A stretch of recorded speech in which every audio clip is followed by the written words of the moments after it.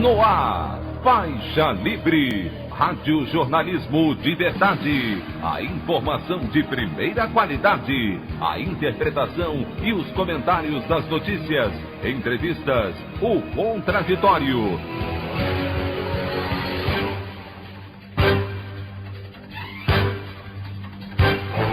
Tudo para aproximar você cada vez mais da realidade do Brasil e do mundo. Apresentação: Anderson Gomes. Governo federal envia proposta de projeto de lei orçamentária de 2021 ao Congresso com salário mínimo mais baixo que o previsto e sem aumento real pelo 5º ano consecutivo.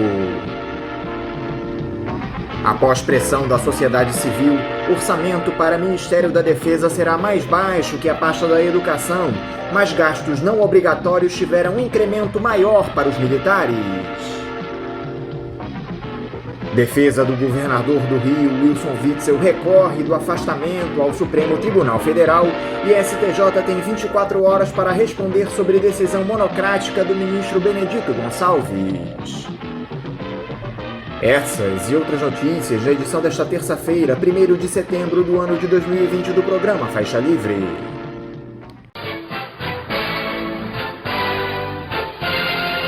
O comentário de Anderson Gomes.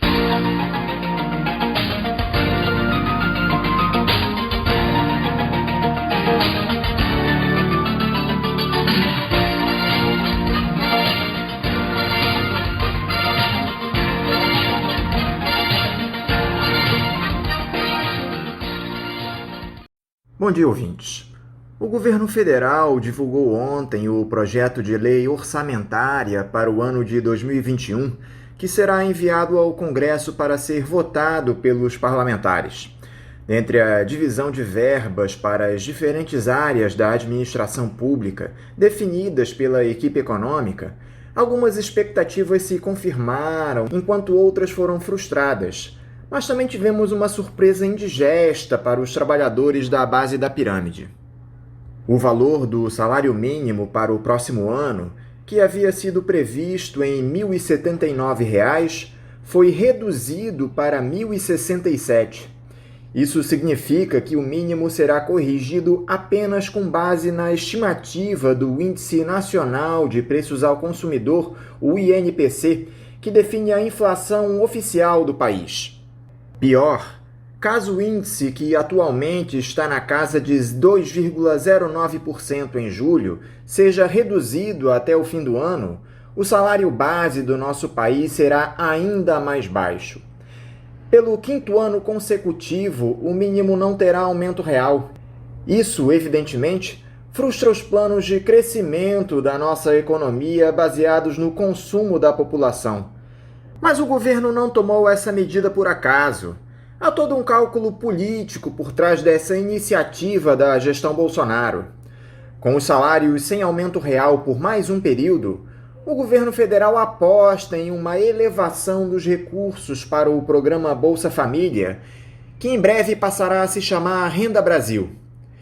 Pela proposta do Palácio do Planalto, haverá um incremento no programa de transferência de renda na casa dos 20%, sendo destinados 34,8 bilhões de reais para este fim, frente aos 29,4 bilhões gastos este ano. Está muito claro há algum tempo que o Jair Bolsonaro quer capitalizar politicamente em cima desse assistencialismo, iniciado lá pelas gestões petistas, e tudo indica que ele poderá ter sucesso, caso não seja afastado do cargo antes por conta dos malfeitos que cometeu, tanto no processo eleitoral de 2018, com o escândalo das fake news, como nos crimes de responsabilidade que cometeu durante a pandemia de Covid-19. Voltando a falar do orçamento, a previsão de gastos maiores para o Ministério da Defesa em relação à pasta da Educação acabou não se confirmando, graças a uma pressão enorme da sociedade civil, ainda que os gastos discricionários, ou seja, aqueles que não são obrigatórios por lei, tenham recebido um incremento para as Forças Armadas. Houve um aumento de 16,16% nesses valores para a defesa enquanto a educação teve uma queda de 8,61%. Nos valores totais, o Ministério da Defesa passará a contar em 2021 com pouco mais de 116 bilhões de reais no seu orçamento. Já a educação, comandada por Milton Ribeiro, terá à sua disposição 144,5 bilhões de reais. Nós cansamos de denunciar aqui no Faixa Livre que esse processo de desmonte do Estado Nacional, patrocinado pelos neoliberais, passa diretamente pela redução de recursos públicos para áreas fundamentais para a população mais pobre do nosso país, como a saúde e a educação. Esperamos que essa excrescência, que é a Emenda Constitucional 95, que estabelece o teto de gastos, caia o mais rápido possível para que haja uma possibilidade mínima de retomada de investimentos nesses setores. Enquanto isso, no que diz respeito ao afastamento do governador do Rio de Janeiro, Wilson Witzel, como era de se esperar, a defesa do agora ex-chefe do Executivo recorreu da decisão do ministro do Superior Tribunal de Justiça, Benedito Gonçalves, ao Supremo Tribunal Federal, e o presidente da Corte, Dias Toffoli, pediu explicações ao STJ a respeito da medida extrema. O prazo para a resposta é de 24 horas. A Procuradoria-Geral da República também será ouvida nesse processo. Essa decisão monocrática do STJ evidentemente preocupa a todos nós, ainda que existam indícios substanciais do envolvimento de Witzel no escândalo de corrupção na Secretaria de Saúde do Estado. Esse tipo de medida deve ser, no mínimo, apreciada por um colegiado. Fato é que o governador do Rio está pagando hoje por aquele processo de judicialização da política iniciado com a cassação do mandato da presidente Dilma Rousseff, que completou 4 anos ontem.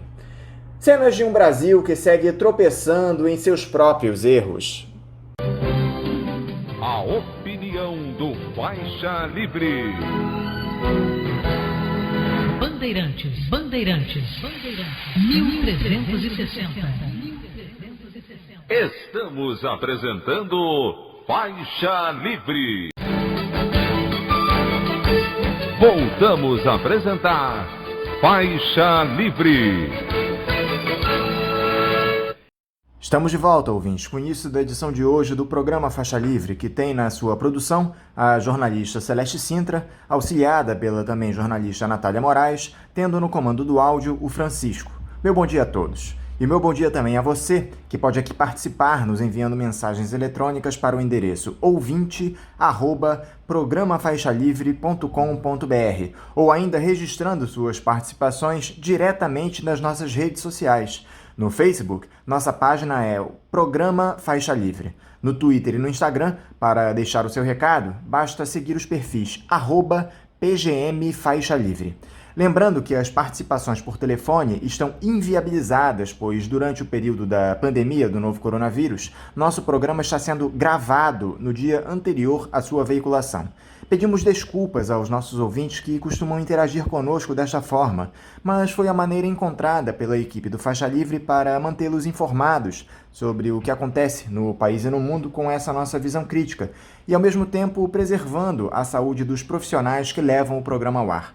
O Faixa Livre pode ser acompanhado também pelo nosso aplicativo para celulares com sistema operacional Android. O nome do aplicativo é Programa Faixa Livre. Os ouvintes também têm acesso à transmissão pelo nosso site, o www.programafaixalivre.com.br, ou pela página da Associação de Engenheiros da Petrobras, a AEPET, uma das nossas entidades patrocinadoras, no www.aepet.org.br.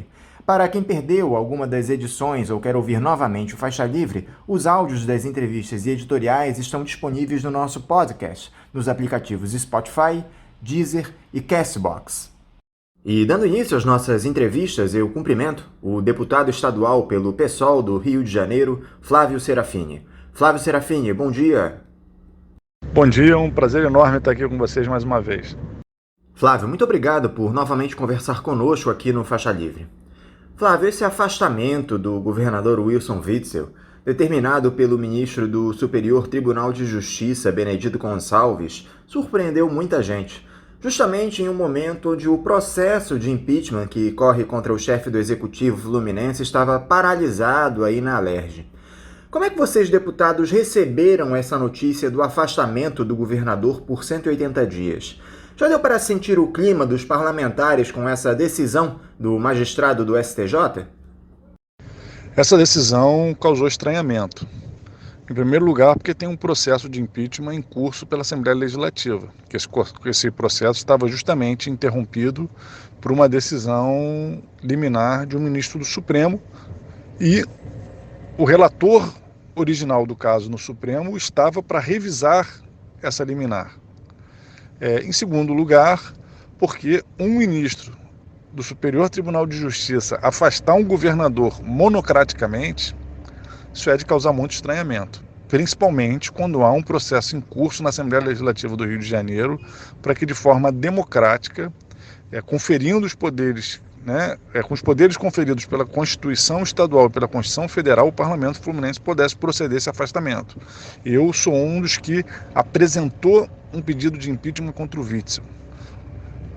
A bancada do PSOL é favorável ao impedimento, mas essa decisão monocrática de um ministro do STJ é estranha ao nosso ordenamento jurídico e é autoritária, porque inclusive interrompe o processo constitucionalmente previsto, que é o processo que está em curso na Assembleia Legislativa do Estado do Rio de Janeiro.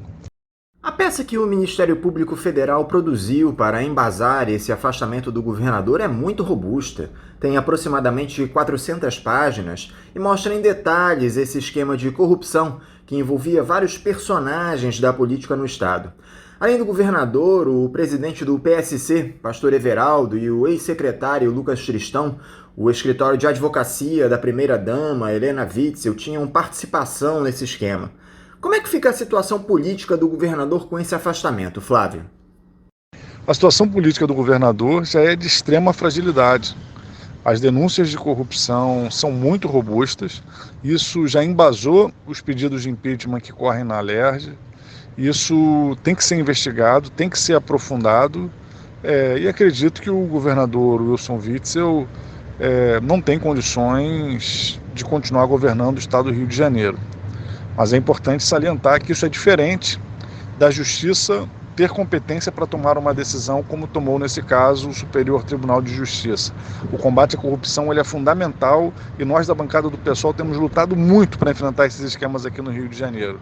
Mas eles não podem servir de pretexto para atropelos autoritários. O governo Bolsonaro já conseguiu submeter a Procuradoria-Geral da República, já conseguiu submeter a Polícia Federal e agora faz pressão sobre diversos atores do campo jurídico, acenando com a possibilidade de uma vaga no Supremo Tribunal Federal. E isso é muito preocupante. Por falar em situação política do Witzel, o ministro do Supremo Tribunal Federal, Alexandre de Moraes, acabou revogando aquela medida do presidente da Corte, Dias Toffoli, que suspendia o andamento do processo de impeachment do governador, determinando a formação de uma nova comissão. Com isso, os trabalhos devem ser reiniciados imediatamente, não é isso, Flávio? Como é que fica o cronograma dessa comissão de impeachment? Quais são os prazos, os próximos passos? Até quando vocês acham que concluem esse processo aí na Alerj? E mais, há alguma possibilidade de o governador se salvar do impeachment? Como a decisão do Supremo foi de validar a comissão do impeachment no formato que ela teve originalmente na Assembleia Legislativa, todos os prazos que vinham transcorrendo permanecem validados, ou seja, já passou o prazo de instrução, de apresentação dos principais argumentos da defesa, e agora a comissão caminha para o encerramento dos seus trabalhos e para a votação desse processo de impedimento que depois será encaminhado ao plenário. Então eu acredito que em poucas semanas o processo de impeachment pode ser apreciado. E hoje a nossa avaliação é de que existe uma maioria na Assembleia Legislativa favorável ao afastamento do governador do cargo e pela instauração do processo de impeachment. Quem assumiu interinamente foi o vice Cláudio Castro, do PSC, mesmo partido de Witzel. A relação do governador com os parlamentares era a pior possível. A abertura do processo de impeachment se deu por unanimidade. Mas como é esse contato dos deputados com o chefe interino do Executivo, Flávio? O diálogo de vocês com o Cláudio Castro é melhor? Você vê algum tipo de vantagem com ele assumindo o governo? Bom, para a gente do PSOL, o Cláudio Castro se elegeu com a mesma agenda do governador Wilson Witzel. Então a gente permanece fazendo oposição a ele. Além disso, boa parte das investigações dos esquemas de corrupção envolvendo o governador Wilson Witzel também se aproximam do Cláudio Castro. Então a gente vai continuar atento e buscando um aprofundamento dessas investigações para saber se ele tem condições de permanecer à frente do cargo.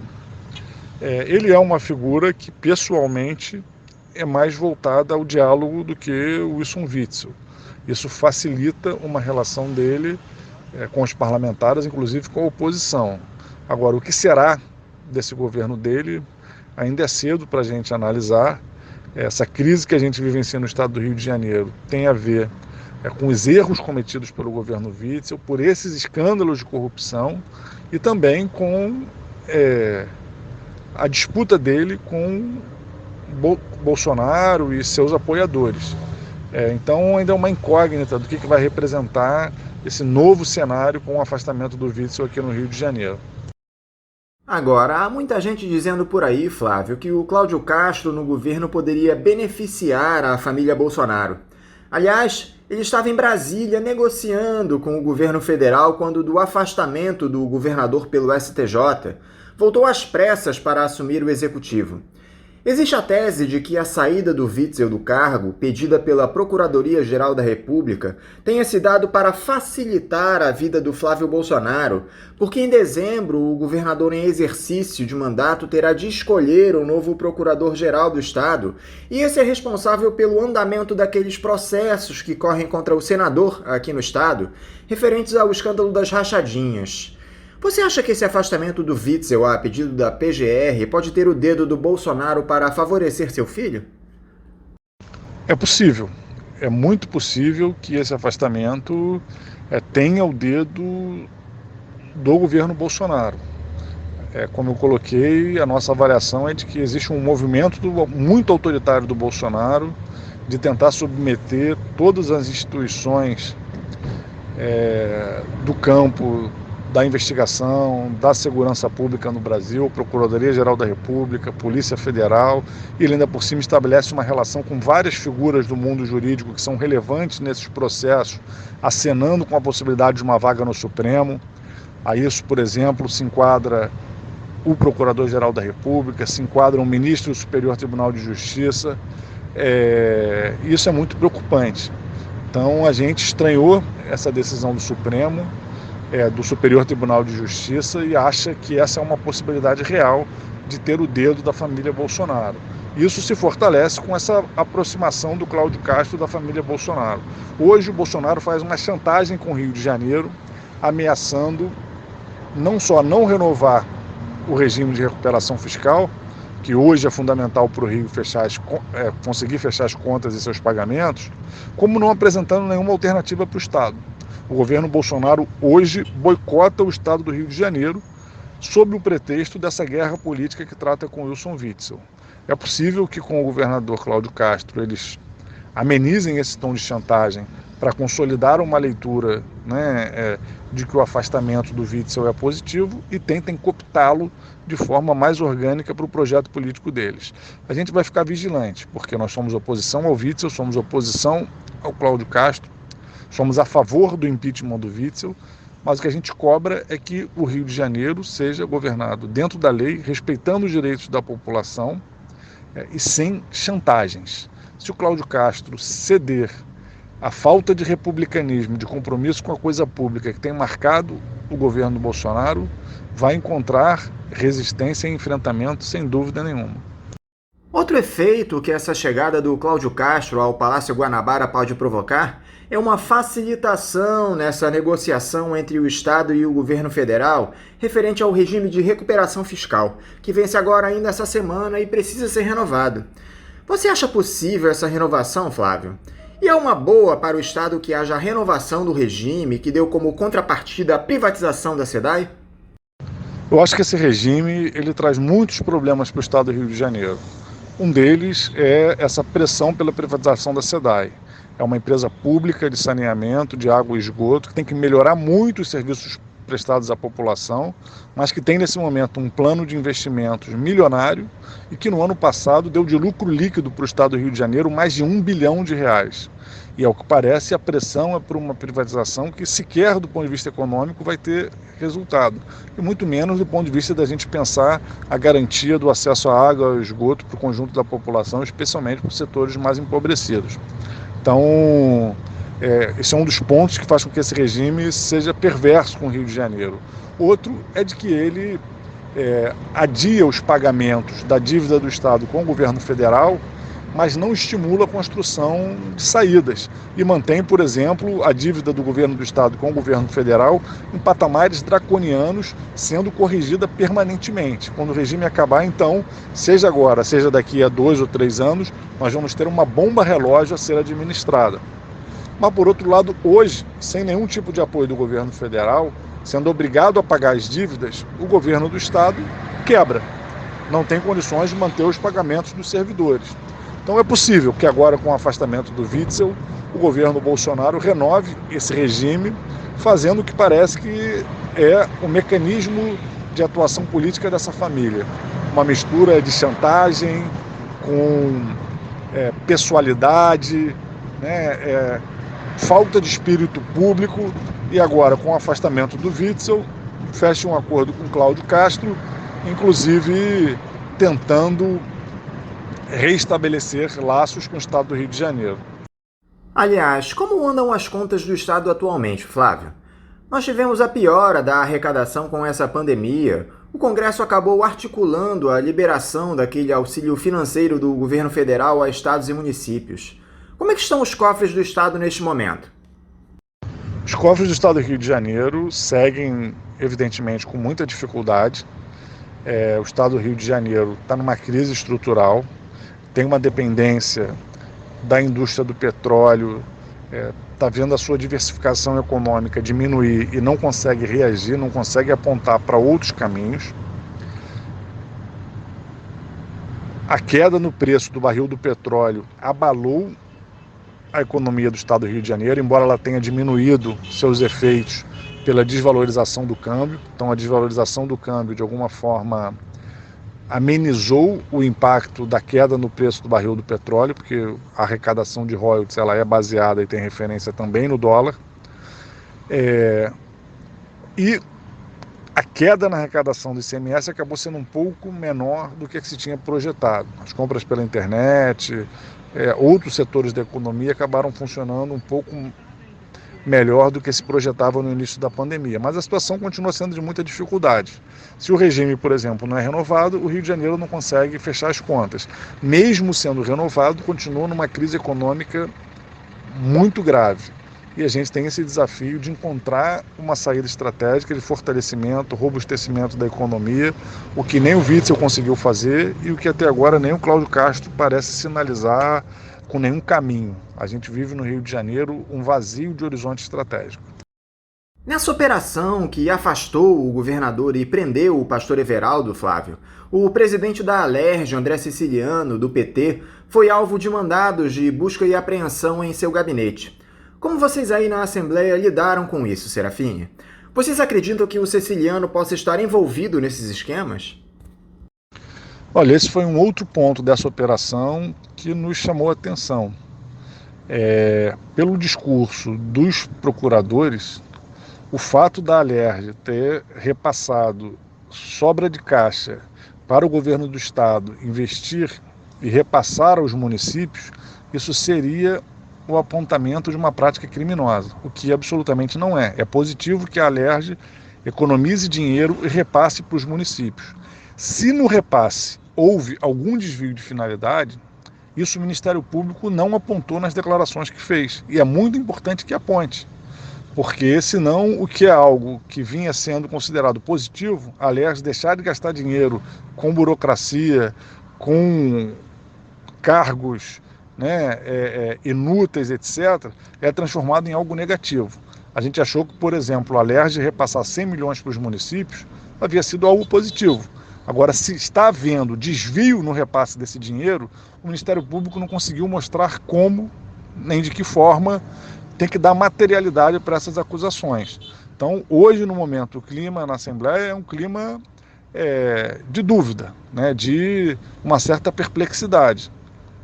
Parece que o Conselho de Ética aí da LERJ se reuniu ontem para tratar dessa suspeição que paira sobre o presidente da casa, não é isso?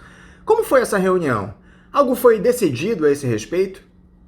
A reunião do Conselho de Ética foi para tratar dos 5 deputados estaduais que foram presos no âmbito da Operação Furna da Onça, que tiveram seus mandatos suspensos pela própria LERJ, depois dessa suspensão foi revista pela Justiça, e que até agora não tiveram a instauração desse processo no Conselho de Ética. A reunião era para decidir se o Conselho de Ética ia instaurar um procedimento contra eles ou não.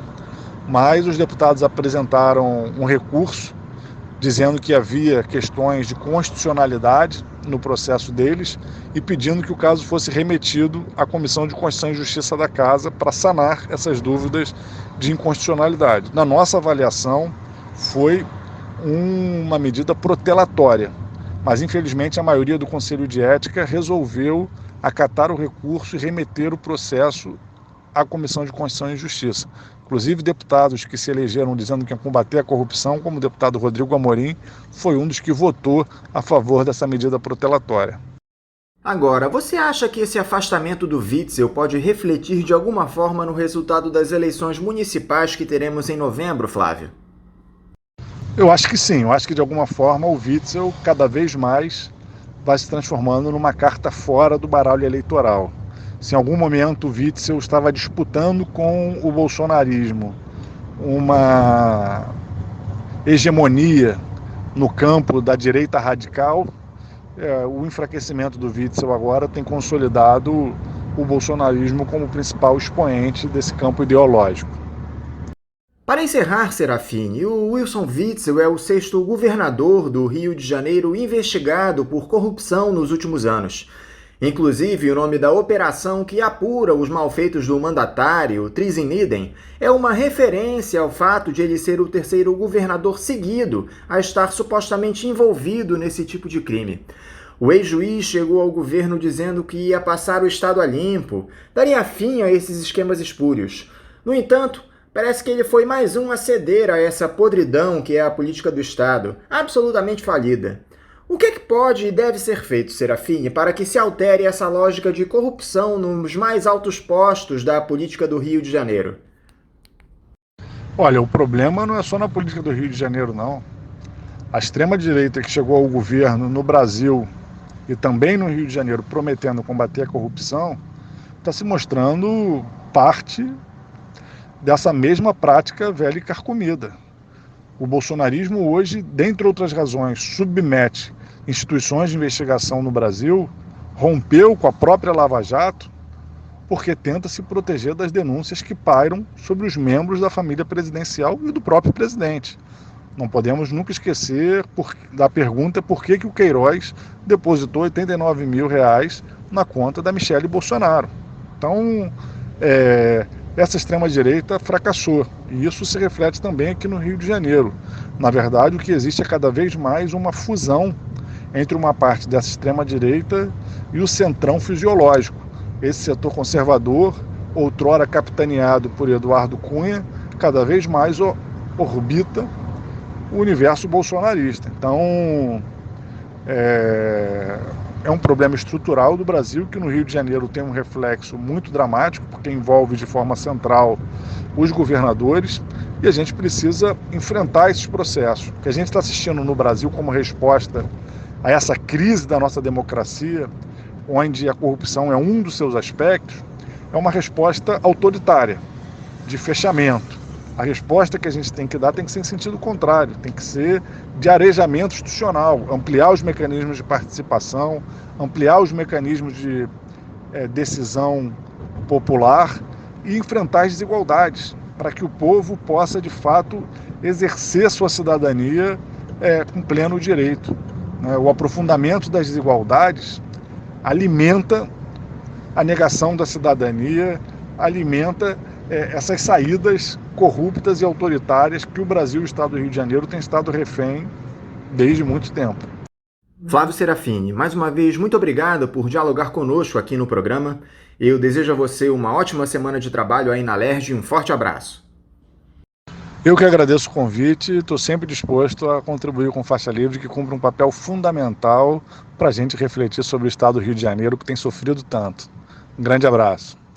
Conversamos aqui com o deputado estadual pelo PSOL no Rio de Janeiro, Flávio Serafini.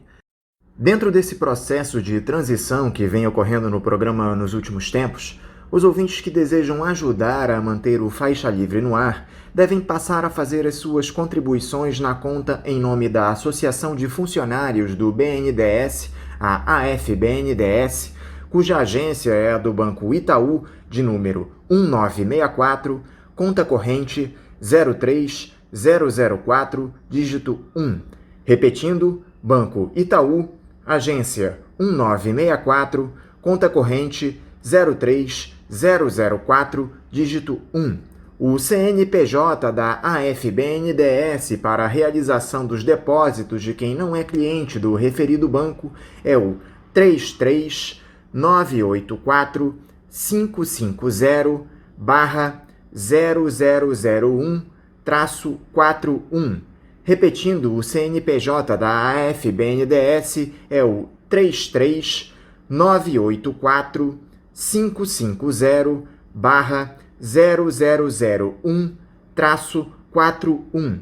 Lembrando que todos os recursos depositados nesta conta são destinados exclusivamente ao financiamento dos custos do Faixa Livre. Para quem não conseguir anotar as informações referentes à conta, elas estão disponíveis no nosso site, o www.programafaixalivre.com.br, e nas nossas redes sociais, no Facebook, Twitter e Instagram. É importante lembrar que os ouvintes que têm depósitos agendados para a antiga conta da AEPET devem fazer a mudança do agendamento no seu respectivo banco. Repetindo mais uma vez a conta da AFBNDES do Banco Itaú, agência 1964, conta corrente 03004, dígito 1. Vamos agora ao nosso primeiro intervalo. Voltaremos daqui a pouco. Voltamos a apresentar Faixa Livre. Já voltamos, ouvintes, e agora eu saúdo o economista Adhemar Mineiro. Adhemar Mineiro, bom dia. Bom dia, Anderson, e bom dia aos ouvintes do Faixa Livre. Adhemar, muito obrigado por mais essa entrevista para nós aqui no Faixa Livre. Adhemar, nós tivemos aí nos últimos dias essa discussão que diz respeito à Emenda Constitucional 95, que trata do teto de gastos, um verdadeiro desastre para o nosso país, patrocinado pela gestão golpista do Michel Temer. Uma série de economistas assinaram recentemente um manifesto pedindo o fim do teto de gastos, classificando-o como a âncora para a estagnação brasileira e da nossa crise social. Você é um desses economistas que assinaram esse documento. Eu gostaria que você comentasse um pouco a respeito desse manifesto e também os efeitos que o teto de gastos provoca ao nosso país. Anderson, obrigado por ter dado uma chance, então, da gente falar sobre esse ponto, porque o manifesto, assinado por mais de 300 economistas, é um ponto muito relevante, porque, inclusive, ele foi para a grande imprensa, e a gente sabe que a grande imprensa no Brasil tem muita resistência a colocar qualquer visão mais crítica a respeito da economia. Né? Então, isso é muito importante. Eu acho que tem dois pontos aí que são fundamentais. Né? O primeiro é que o objetivo fundamental da medida não é estabelecer um teto de gastos. Na verdade, a medida, ela ao estabelecer um teto nominal de gastos, ela faz com que, na medida em que a economia cresça, você não possa aumentar proporcionalmente os seus gastos. Né? Então, de fato, você está reduzindo os gastos na medida em que a economia cresce, que é uma situação que num país como o Brasil, que tem muito a ser feito e uma parte importante desse muito a ser feito, ou muito serviço a ser propiciado, vários deles como saúde, educação, direitos garantidos constitucionalmente, né, significa que você está debilitando a capacidade do Estado de garantir que as pessoas tenham esses direitos garantidos em última instância, né? Então essa é, digamos, a discussão dos gastos em si. Agora, além disso, a gente sabe que o gasto público ele tem um impacto macroeconômico importante, e especialmente em momentos de estagnação, ele é a componente capaz de tirar a economia dessa situação. Então, um outro efeito bastante nocivo aí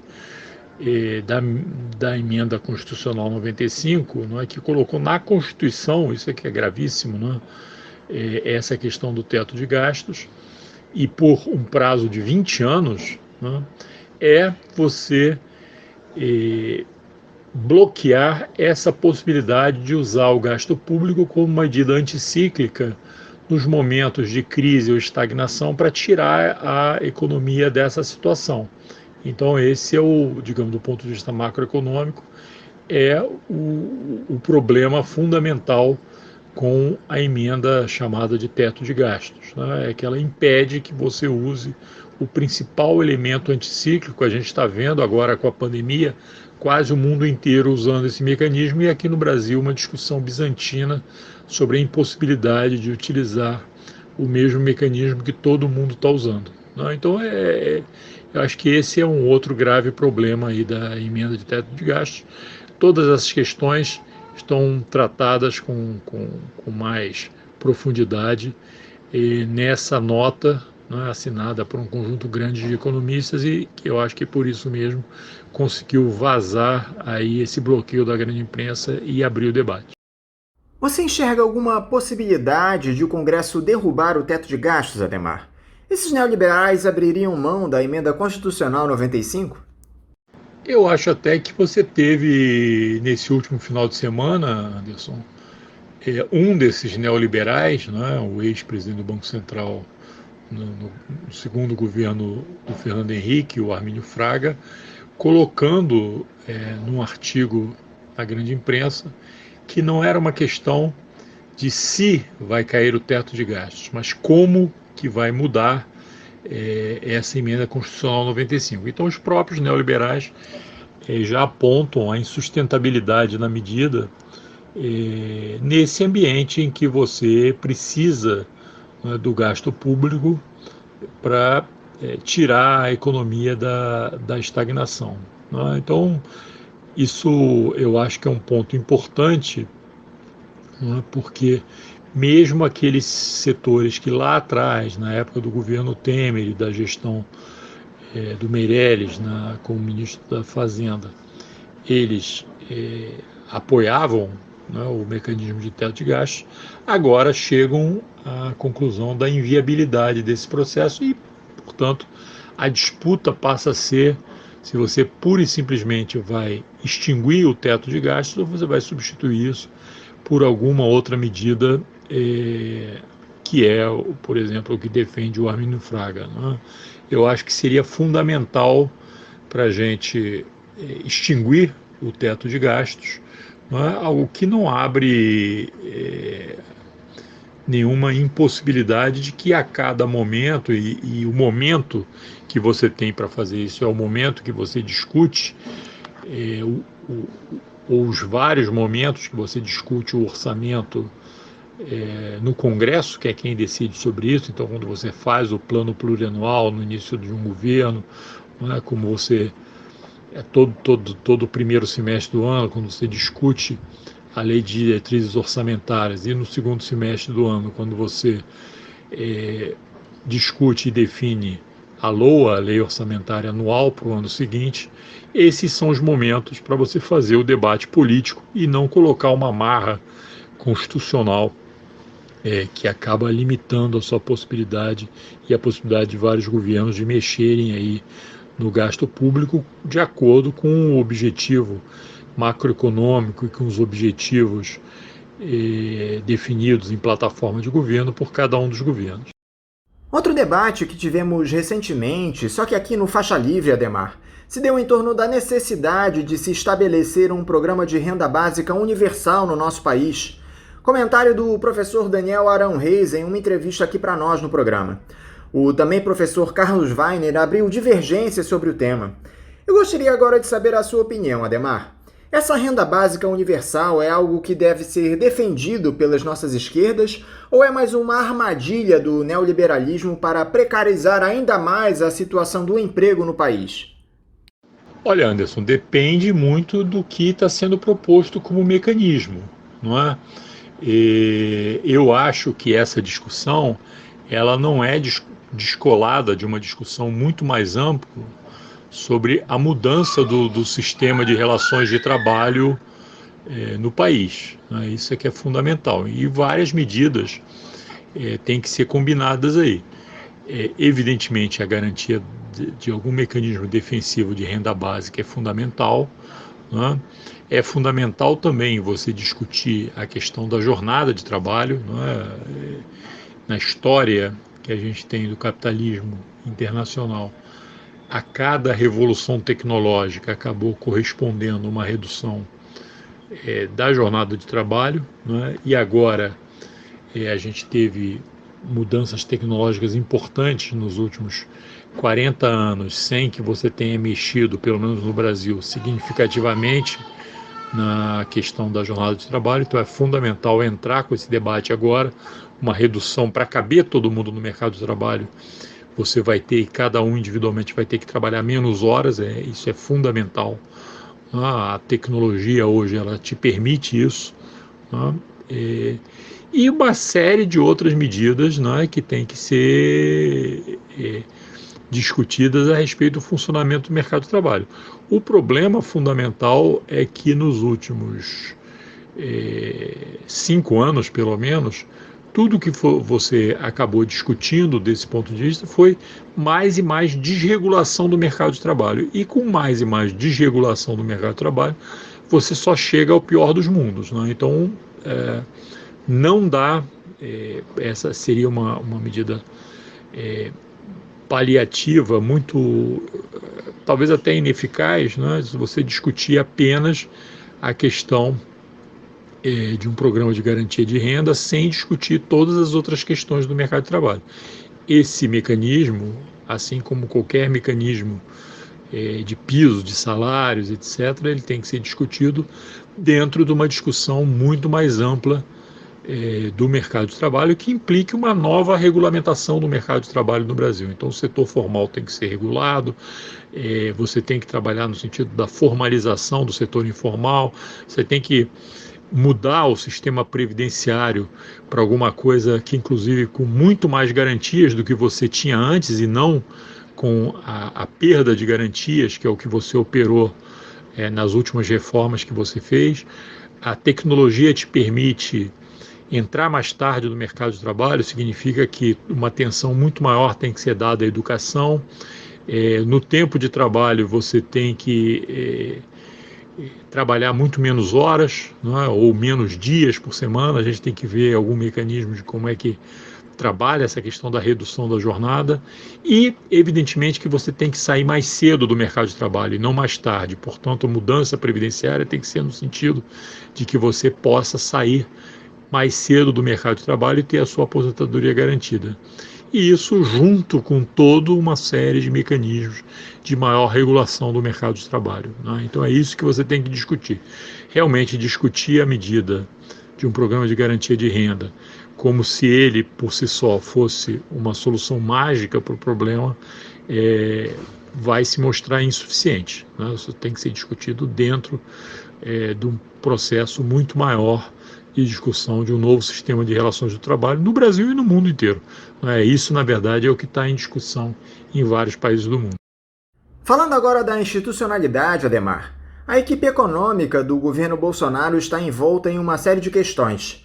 Nós tivemos o lançamento na semana passada desse programa Casa Verde e Amarela para substituir o Minha Casa Minha Vida, estabelecendo juros mais baixos e facilidades para quem mora nas regiões norte e nordeste do país.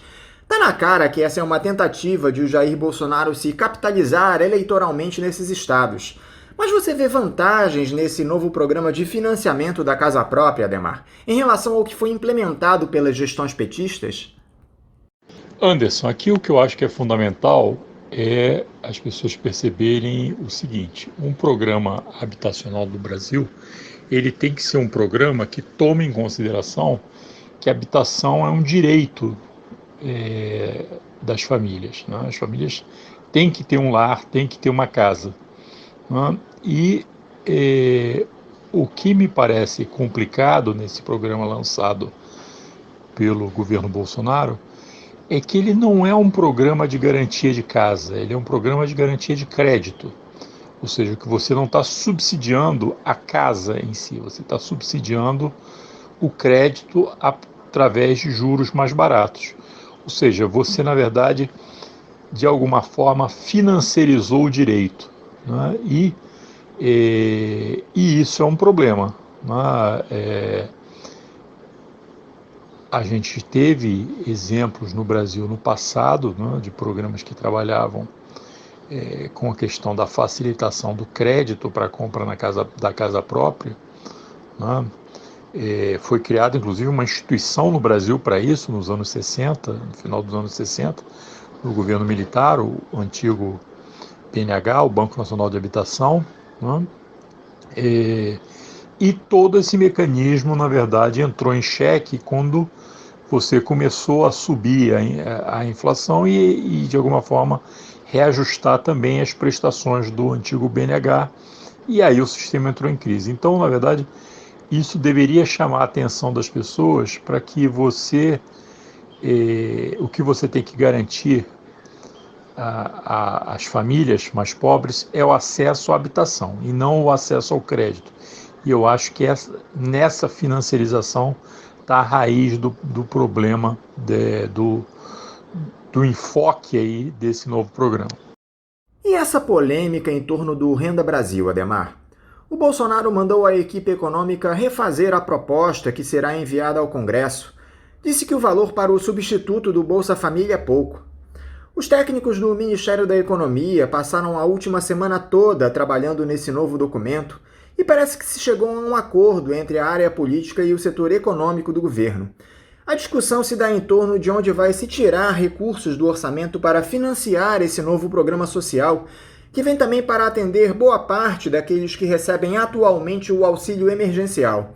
A grande questão, Adhemar, é que o orçamento de 2021 está em boa parte comprometido, por incrível que pareça, com gastos com o Ministério da Defesa, mas um dos muitos absurdos da gestão do ex-capitão do Exército. De onde é que se tira dinheiro com o orçamento já escasso como o que temos, Adhemar? Anderson, o governo Bolsonaro está pensando e deu essa tarefa ao seu ministro da Economia, né, em enxugar alguns programas sociais hoje existentes e colocar os recursos nesse novo programa, o Renda Brasil. Então, digamos, o reempacotamento do programa aí numa caixa que dê a cara aí do novo governo ao programa que você tinha antes, né, passa por você tentar retirar, né, alguns outros programas que estão no orçamento e reempacotar isso nessa forma do novo Renda Brasil.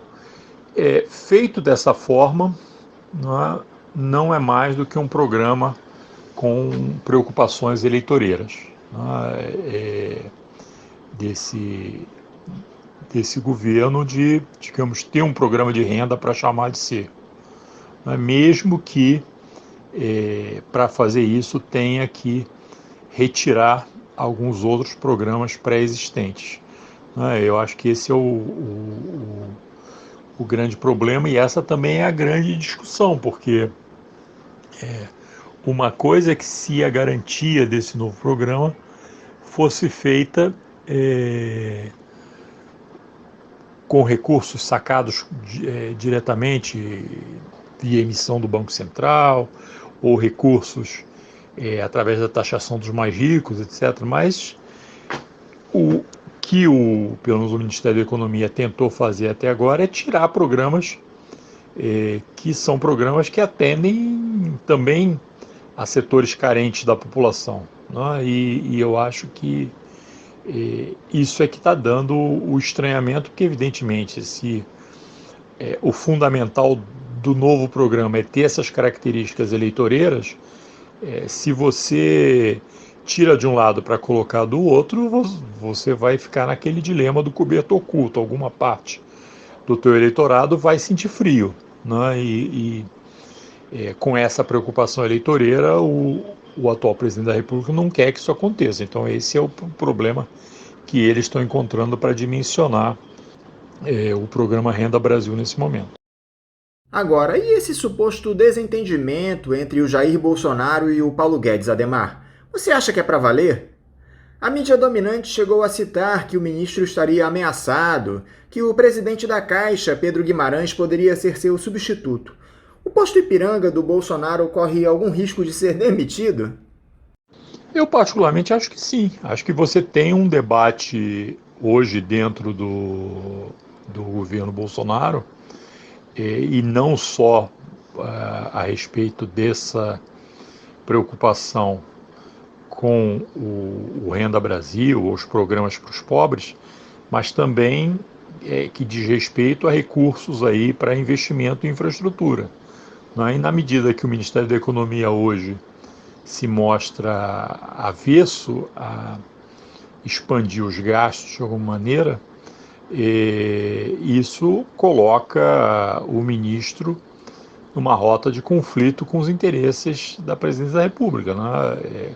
Como já disse o próprio Paulo Guedes em outros momentos, quem foi eleito, quem tem votos é o presidente da República, e essa rota de colisão, evidentemente, se mantida, não é favorável ao Ministério da Economia, ao seu atual ocupante, né? Então, acho que existe sim uma possibilidade de substituição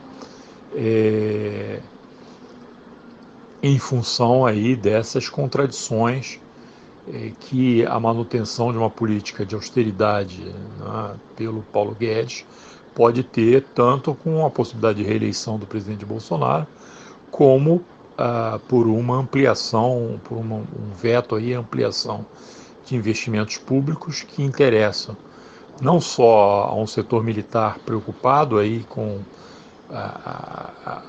o fato de que a infraestrutura no Brasil vai se diminuindo numa velocidade muito rápida, e por isso seria interessante, seria importante fazer rapidamente gastos em infraestrutura, como essa nova base parlamentar de apoio que o governo Bolsonaro vai constituindo com o Centrão, né, no Congresso, enfim, e com vários postos nos ministérios, e essa turma não se move sem que você tenha aí a intermediação política de recursos públicos, né, de investimentos públicos, né? Então, também existe desse lado uma pressão pelo aumento do investimento público. Adhemar, o CAGED apontou no mês de junho uma discreta recuperação no nível de emprego no Brasil. Foram criadas 131 mil vagas no mercado formal no período. Esse indício de recuperação se sustenta, Adhemar? Podemos esperar um retorno mais efetivo da atividade econômica até o fim do ano, com essa redução no auxílio emergencial que está prevista pelo governo? Anderson, você vai ter uma certa recuperação na medida em que você for retomando a atividade econômica. Evidentemente, os meses de abril, maio, você teve uma paralisação muito grande da atividade econômica por conta aí das medidas de isolamento social, e agora você tem uma recuperação, digamos, desse buraco que você teve aí com a redução da atividade econômica nesse período. Agora, é sempre bom lembrar que o desempenho da economia, mesmo anterior aí a todo esse processo da pandemia, era de estagnação, né? Então, na verdade, essa suposta melhoria que você vai tendo é em relação à paralisação grande da economia que você teve nesse período da pandemia, né? No melhor dos mundos, nessa situação, que nem vai se verificar, porque a gente sabe que, de fato, várias empresas fecharam, né, especialmente comércio e serviços, muita coisa fechou e,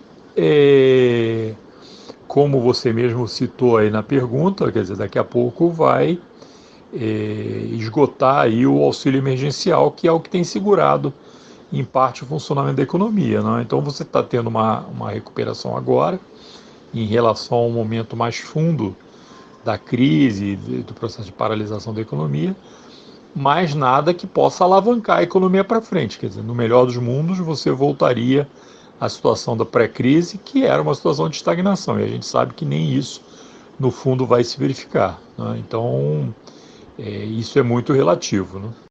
Ademar, a mídia dominante destacou ontem que as contas do setor público consolidado, que englobam o governo federal, estados, municípios e empresas estatais, tiveram um rombo de pouco mais de 81 bilhões de reais no mês de julho, o pior da história para o período, elevando a nossa dívida bruta para 86,5% do produto interno bruto. Isso já era esperado por conta dos efeitos da pandemia. Mas explica aqui para os nossos ouvintes, por favor, quais os efeitos práticos que essa elevação da dívida pública traz para o nosso país, Ademar? Anderson, existe uma forte expectativa de que a dívida bruta alcance 95% do PIB esse ano, não é? Ou seja, esse problema ele vai continuar refletindo para frente. Qual é o grande problema desse mecanismo, né? Inclusive considerando aí que as taxas de juros estão num nível historicamente muito baixo nesse momento, é que você fica, de certa forma, refém desses aplicadores financeiros para rolar a dívida, né? Então é uma questão muito mais de política do que de economia, porque no momento em que esses investidores financeiros eles quiserem deixar o governo em dificuldade política, né, eles vão começar a dizer que não querem rolar dívida, querem receber esse dinheiro, enfim. E aí você vai ter que tomar decisões políticas sobre o que fazer. Então, na verdade, esse endividamento crescente, né, em países como o Brasil, especialmente uma dívida que acaba sendo uma dívida de prazo muito curto, você tem a nível internacional, por exemplo, o Japão é um país que tem uma condução fiscal absolutamente tranquila e a dívida pública japonesa é 200% do PIB, né? Ela é muito mais alta, mais do que o dobro da nossa, e isso não causa dificuldade do problema da gestão da dívida pública no Japão. O problema aqui é o peso político desse setor e a capacidade dele de fazer chantagens, né, obtendo aí as políticas que lhe interessam por parte do governo, seja juros altos remunerando essa dívida, seja a exigência aí de processos de privatização ou de garantias aí de que os seus interesses serão levados em consideração primeiro que os outros, né? Uma espécie de farinha pouca, meu pirão primeiro, como é a lei de teto de gastos, né? Que você restringe aí a garantia de direitos para a maioria da população, no sentido de garantir o pagamento dos investidores financeiros, dos aplicadores financeiros. Então esse é o grande problema, é um problema muito mais de ordem política, do poder político desses aplicadores financeiros, do que um problema de ordem meramente econômica. Para encerrar, Ademar, eu gostaria do seu comentário a respeito de mais um belo artigo que você escreveu para o site Teoria Política, intitulado As Equações que Não Fecham. Quais seriam essas equações? Bom, Anderson, isso é um pouco o que a gente estava discutindo aqui em perguntas anteriores a respeito do programa de garantia de renda, né, e dos investimentos necessários em infraestrutura, né? Num sistema democrático, de alguma forma, em última instância, a vontade da maioria ela tem que prevalecer, né? No Brasil, a gente sabe que essa grande maioria social é muito pobre, né? Então existe uma grande demanda aí por programas sociais, né? Programas que atendam, que transfiram, de certa forma, renda para essas pessoas. No ambiente democrático, isso foi o que a gente teve, especialmente a partir de meados dos anos 90 do século passado, não é? Quando, ao você reduzir muito a inflação, todos esses mecanismos do orçamento terem ficado mais claros, não é? Então, uma demanda cada vez maior dessa população mais pobre por esses recursos orçamentários, não é? Então, esse é o processo que você vive e agora você segue vivendo, ou seja, o próprio presidente da República já percebeu que se ele quiser continuar a ganhar a eleição, vai ter que colocar, de alguma forma, a renda na mão dos mais pobres, né? Programas mais eleitoreiros, menos eleitoreiros, enfim. Mas, de fato, esse é o mecanismo para você ganhar eleitorado e, portanto, ganhar a eleição, né? E, evidentemente, você tem do outro lado o poder dos muito ricos, dos bilionários nessa economia, né, nesse país, né, especialmente nesse país de tanta desigualdade que é o Brasil, e esses bilionários têm o poder político, eles influenciam as eleições, eles fazem o financiamento das campanhas, eles têm a capacidade de pressão sobre a grande imprensa quando não são eles mesmos que controlam a grande imprensa, né? E aí esses interesses desses bilionários, especialmente com regras orçamentárias como o teto de gastos, acaba se chocando aí com os interesses da maioria da população, né? De que o orçamento lhes atenda de certa forma, né? Então essa é que é a equação que não fecha, né? Ou seja, em um ambiente democrático, claro, você pode dizer, não, mas você pode ter um fechamento político. Bom, num caso de uma ditadura, de um fechamento político, aí o uso da força pode garantir que isso não funcione. Agora, num ambiente democrático, em que as maiorias regularmente vão às urnas e votam e elegem os governos, não é? Essas maiorias tendem a fazer valer os seus interesses. E, portanto, isso que está confrontando hoje essa sanha austericida aí, que a gente teve no país desde a ruptura institucional que resultou aí na saída da presidente Dilma e no governo aí de transição do Michel Temer e agora o governo do presidente Bolsonaro. Mas como, digamos, o que se visualiza para frente é um novo processo eleitoral, não é o Congresso fazendo definições, o governo começou a se mexer dentro desse ambiente democrático. E dentro desse ambiente democrático, evidentemente, existem fortes contradições entre os desejos da maioria da população e a política austericida do Ministério da Economia. Então essa é a equação que não fecha e que a gente está vendo agora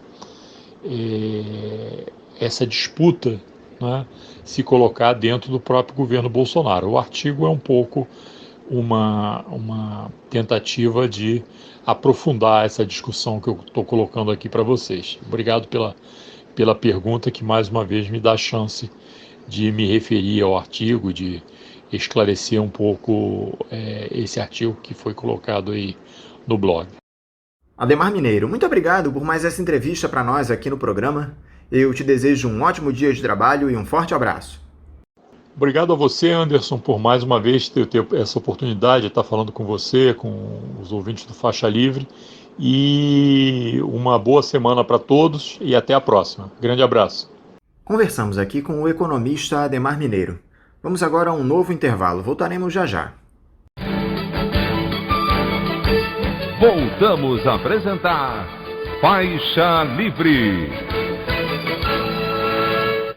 Estamos de volta, ouvintes, e agora eu cumprimento o engenheiro aposentado da Petrobras, ex-deputado federal e diretor da Associação de Engenheiros da Petrobras, a AEPET, Ricardo Maranhão. Ricardo Maranhão, bom dia. Bom dia, meu companheiro Anderson. Um prazer enorme ouvir o nosso Faixa Livre. Um abraço muito grande para você, para a equipe do Faixa Livre e para os nossos queridos ouvintes. Uma honra muito grande falar com vocês. Ricardo, muito obrigado por mais uma vez conversar conosco aqui no Faixa Livre. Ricardo, nem mesmo a pandemia de Covid-19 foi capaz de frear os planos entreguistas do governo de Jair Bolsonaro em relação à Petrobras. O Conselho de Administração da empresa aprovou na última quarta-feira a proposta para a venda da participação remanescente de 37,5% detida pela estatal na BR Distribuidora.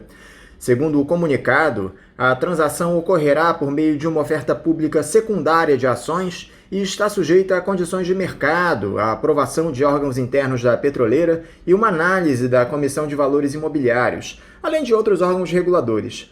Primeiro, Ricardo, eu gostaria de ouvir a sua opinião a respeito de mais esse crime patrocinado pela gestão de Roberto Castello Branco na Petrobras.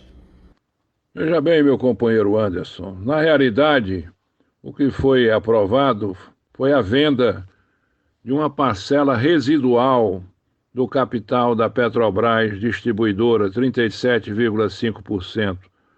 A empresa já foi privatizada.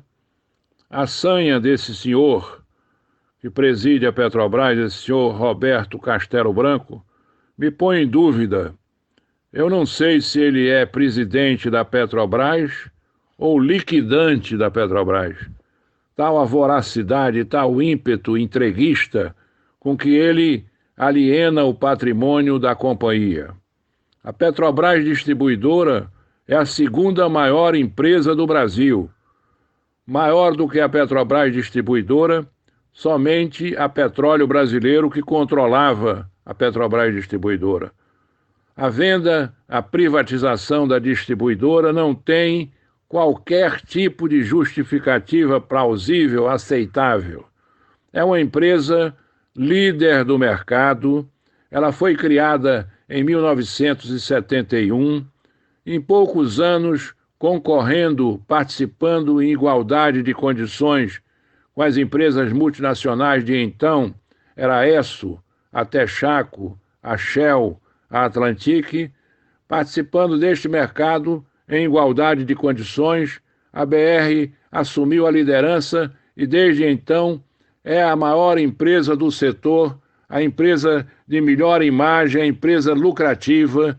Em 2018, se não me engano, deu um lucro de mais de 3 bilhões de reais, mais de 3 bilhões de reais. Ao vender o controle acionário da Petrobras Distribuidora, o senhor Castello Branco, ele quebra um dos princípios fundamentais da indústria do petróleo, que é o princípio da integração. O princípio da integração, as empresas de petróleo, para terem sucesso, elas precisam ser empresas integradas. O que é que eu quero dizer com isso? Numa expressão popular, devem ser empresas funcionando do poço de petróleo até o posto distribuidor de derivados de gasolina, de diesel, enfim. Ele quebra esse princípio da integração e ele aliena o controle acionário de uma empresa que opera justamente num dos segmentos mais lucrativos da indústria do petróleo e também um segmento que requer os menores investimentos. Os menores investimentos. Um poço de petróleo pode custar, o primeiro poço do pré-sal custou 140 milhões de dólares e o risco na atividade de produção ou antes na atividade de exploração, perfuração é muito grande. Você pode furar um poço de 100 milhões de dólares e esse poço dá seco. Ao passo que na distribuição você não tem risco nenhum, além do investimento ser de pequeno porte, você só tem lucratividade, não há risco de espécie alguma. A BR Distribuidora é uma empresa muito importante porque o povo brasileiro conhece a Petrobras pelo logotipo da BR Distribuidora. É uma comunicação, é a imagem virtual da Petrobras. Esta operação de privatização da BR Distribuidora é uma operação, como você bem disse, marcadamente entreguista, de gente que quer entregar o patrimônio nacional e de preferência para grupos estrangeiros. É uma operação obscura, eu não sei, não se sabe quais os grupos econômicos que assumiram o controle da Petrobras Distribuidora, provavelmente grupos estrangeiros. Não se sabe por que a empresa foi privatizada e o grupo que assumiu o seu controle continua usando descaradamente, desavergonhadamente, continua usando a imagem da Petrobras e o nome da Petrobras. Ou melhor, se sabe porque a imagem da Petrobras é uma imagem muito forte. A imagem da Petrobras é uma imagem construída com a eficiência. A imagem da Petrobras é uma imagem construída com calor, com amor que o povo brasileiro tem pela Petrobras como símbolo da capacidade realizadora do seu povo. Então, por isso, eles continuam usando a imagem da Petrobras, mas nós vamos questionar isso. Se a empresa foi privatizada, como continuar usando a imagem da Petrobras?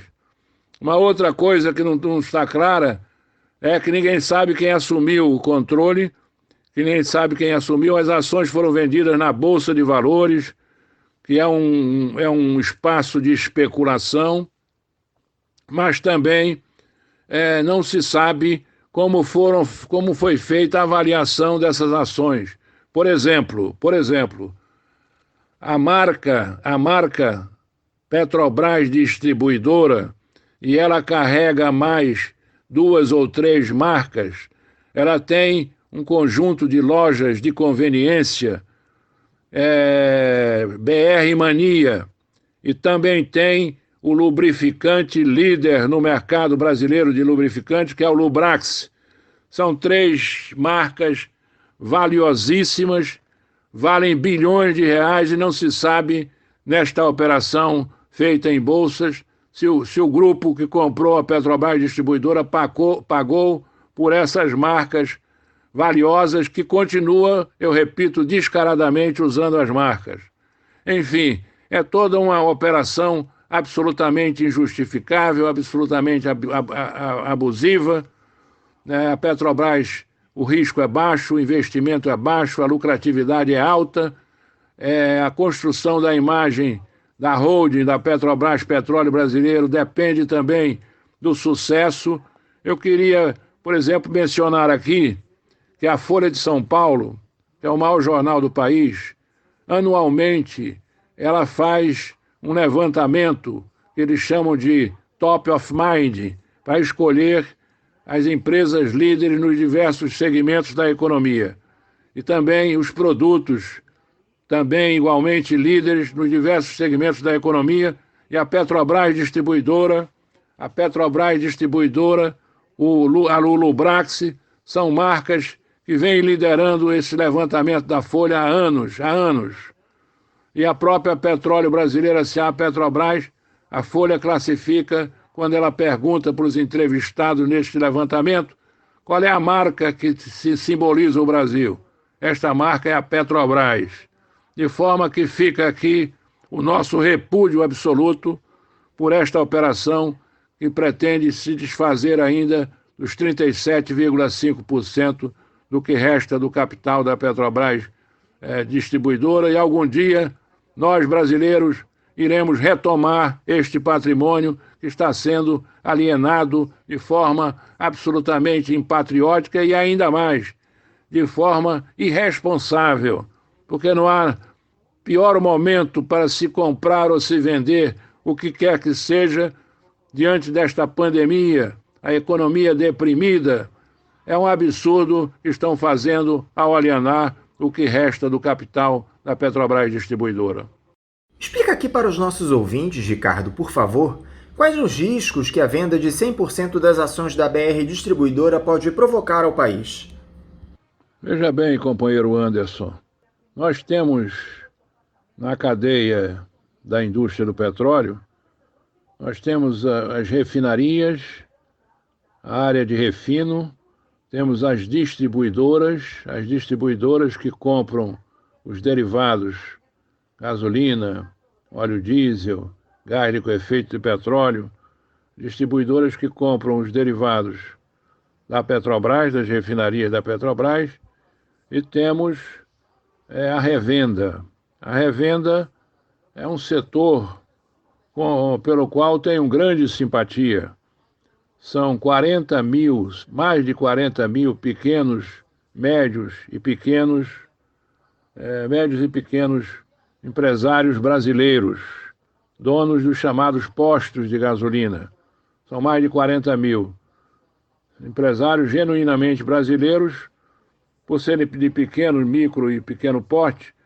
A Constituição diz que o poder público deve dar a esses empresários um tratamento preferencial, reconhecendo a importância que eles têm para a economia do país.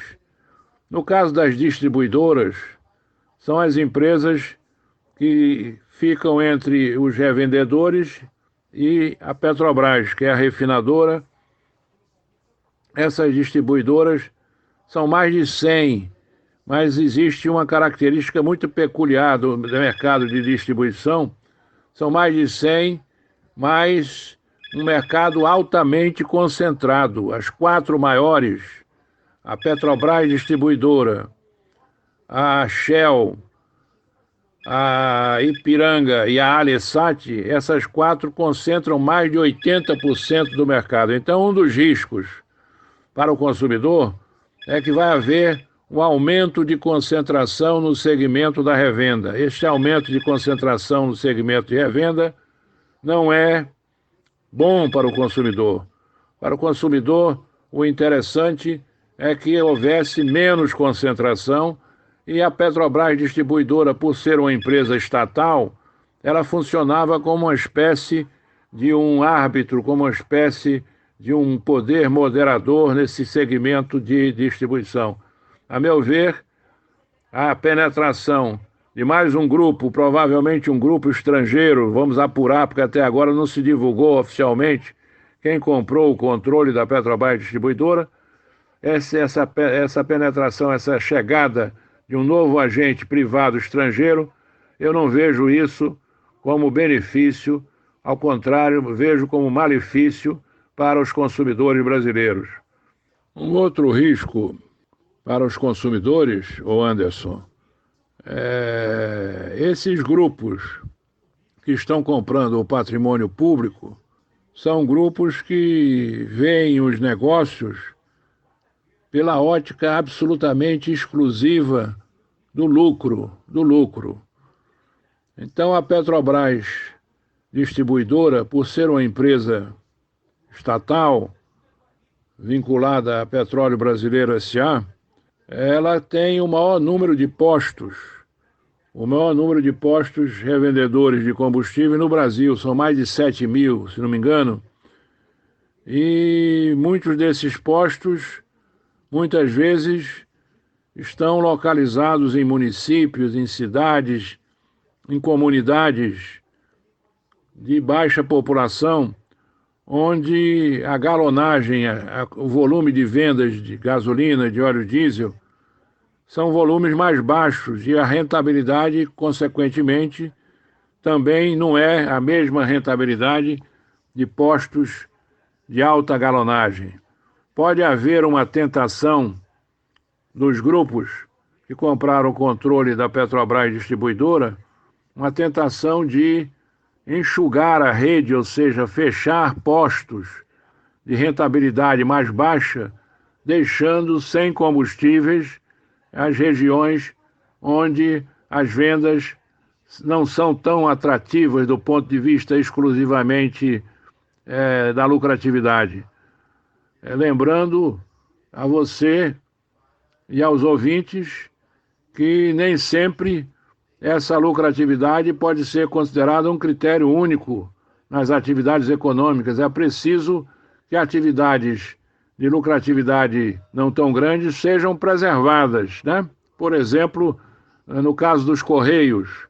Os Correios, assim também como os postos de gasolina, eles têm uma função integradora, uma função vinculada à cidadania, ao exercício da cidadania. O cidadão brasileiro do município pequeno do interior, de baixa população, de baixo nível de galonagem de combustível, também de baixo nível de circulação de cartas, de produtos postais, ele tem o direito de ter a sua carta, ele tem o direito de receber o seu jornal, a sua correspondência. São direitos fundamentais, assim como ter combustível para abastecer sua motocicleta, o ônibus, o veículo, enfim, todos os veículos automotores que necessitam de combustível. É um direito de todos os cidadãos brasileiros, e esse direito, para ser respeitado, é preciso que muitas vezes essas atividades sejam desenvolvidas por uma ótica que não é exclusivamente a ótica do lucro. Anderson, ainda sobre a privatização da BR Distribuidora, de concreto quero denunciar aqui que a primeira providência adotada pela nova administração privada da BR Distribuidora foi demitir mais de 1.000 empregados. Mais de 1.000 empregados, cerca de 25% do contingente de trabalho da empresa. No momento em que o desemprego é uma das maiores tragédias para os brasileiros, a primeira iniciativa da Petrobras Distribuidora, depois da privatização, foi demitir, eu repito, mais de 1.000 empregados. Poderiam falsamente alegar a existência de cabide de empregos, de gente em excesso na Petrobras Distribuidora, nas empresas do sistema Petrobras. Não existe cabide de empregos, só se entra nessas empresas, no sistema Petrobras, através do concurso público, que é a via democrática, legítima para o aproveitamento dos mais capazes. A Petrobras Distribuidora já demitiu mais de 1.000 empregados, e a conversa de que haveria excesso, cabide de emprego, é uma conversa absolutamente insubsistente, é uma falácia, uma vez que a empresa, com seu contingente de trabalho, é líder absoluta no mercado, eu repito, líder absoluta, tem a melhor imagem, uma empresa lucrativa, eficiente e reconhecida pelos consumidores brasileiros. Tanto é assim que quem comprou permanece usando a marca Petrobras pela força que ela tem junto aos cidadãos, aos brasileiros e aos consumidores de nosso país. A grande questão, Ricardo, é que o desmonte não para por aí. Em outra decisão polêmica, a direção da Petrobras anunciou que vai vender a totalidade de suas participações em um conjunto de 26 concessões de campos de produção terrestres e de águas rasas, localizadas na Bacia Potiguar, no Rio Grande do Norte. Isso significa a saída por completo da empresa do Estado. A governadora Fátima Bezerra mostrou perplexidade e indignação com a notícia. Que tipo de impacto essa decisão da estatal de deixar o Rio Grande do Norte pode provocar para a exploração de petróleo naquela região, Ricardo? Companheiro Anderson, esta é mais uma decisão irresponsável, criminosa, entreguista da direção atual da Petrobras, comandada pelo cidadão Roberto Castelo Branco. Eu repito, não sei se é presidente da companhia ou se é liquidante da companhia. Ele, antes de ser empossado na presidência, já havia sido membro do Conselho de Administração da Petrobras. Em declarações públicas, disse que o sonho da vida dele era privatizar, era vender a Petrobras. É uma coisa realmente lamentável que um cidadão que é empossado na presidência da Petrobras tenha esse tipo de colocação, mostrando que é realmente uma pessoa que está cometendo um crime de abuso do acionista controlador, trabalhando contra a empresa, faltando com o dever de lealdade à empresa que ele administra e também favorecendo de forma escandalosa os concorrentes. Essa decisão de vender um número muito grande de concessões na exploração e produção de petróleo no Rio Grande do Norte, na Bacia Potiguar, ela dá sequência a decisões semelhantes no Espírito Santo, na Bahia, na Bacia de Sergipe e Alagoas, enfim, onde a Petrobras praticamente nasceu. A Petrobras nasceu na Bahia, com a descoberta do petróleo, antes mesmo da criação da Petrobras, em Lobato, uma localidade próxima de Salvador, e agora ela está se desfazendo dessas concessões, são chamados de campos maduros, sob a alegação de que tem que concentrar recursos na exploração do pré-sal.